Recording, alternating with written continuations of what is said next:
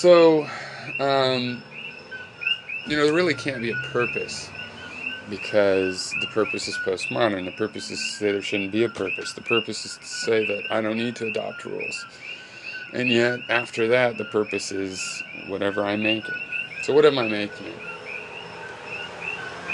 Showing you ways to think without trying to tell you what to think. You know, showing you tools that you can maybe crack open something you've been working on. I don't know what you've been working on. Probably something very interesting, especially if I could understand what you've been through. If I could see everything you have seen, then I'd know what you believe. But I can't. We can share glimmers and glimpses. So I can't solve any of your problems because I can't know them well enough. But I can give you, a crowbar and a sledgehammer, post hole digger, um, and you can give me both feedback on these tools and if they work, and also, your own versions. I mean, ultimately, if you don't take my ideas, I'm fine. I thank you for looking while I say, look, here's the ones I use.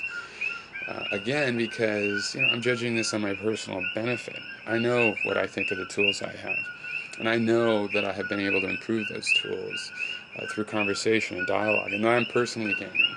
And what I think I'm giving the world is that people have to think better. They're not smart enough, really. I hate to even say that, though, because I think they're plenty smart enough. They just don't apply the right tools. We've got too many Ptolemaic systems where the center is over there, and we're doing it from here. We're doing all our calculations from here, and we're so confused and wasting so much energy getting things wrong and thinking things that aren't important matter, that we're just, all our mental energy on all our intellectual power is gone.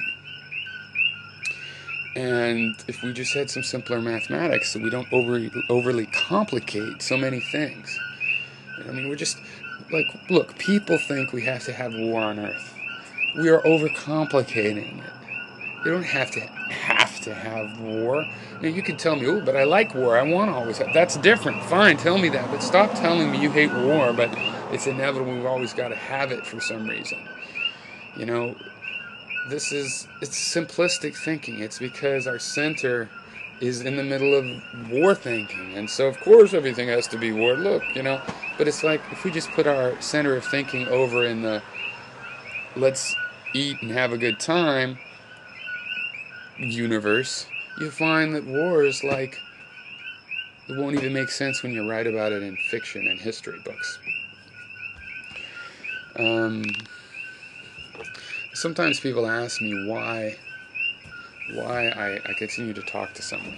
Maybe I disagree with a lot, or is an idiot, or I've said is totally wrong. Why do I do this? Well, let me tell you the main criteria for me talking to you online and continuing to talk to you after we have our spats or whatever is going to happen. Okay. It's dialectical stamina. If you have the ability to keep coming back, then you have something special, because usually people burn out and you think, oh, the people that are getting really popular will keep going. No, they'll go for years and then they just disappear too, because eventually they realize they were wrong. They weren't going to make a living talking about politics online all of a sudden. It's like they got all their hopes. They got their hopes up, and the hopes are dashed. The internet celebrity does not pan out as expected, let me tell you. So in almost all cases. And so it's really hard to know who's actually going to have the intellectual stamina over the really long term, and then also in the short term. Who can go back and forth and really just totally exhaust an issue? Who has the stamina for that? Because most people want to change your mind when they see that's not working. They just don't have the energy. They can't keep their mind going when it seems futile to them because of their goals of convincing someone else. Because speech is an action, right?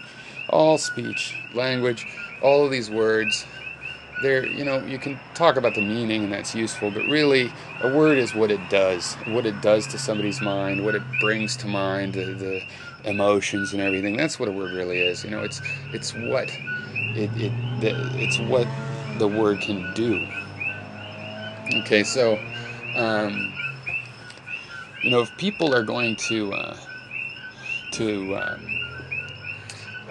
want to get you to do something with their words, they're going to lack the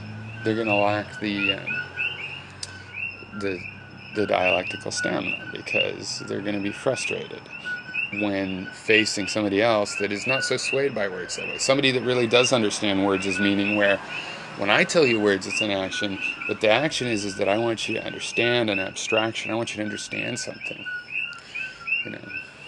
I'm trying to get you to get a picture in your head, not to get you to do something, or join my forces, or be on my team, give me kudos, or any of that, but just to try to get you to understand an idea. That's good enough for me. And at this top league of ponage, that's what we do.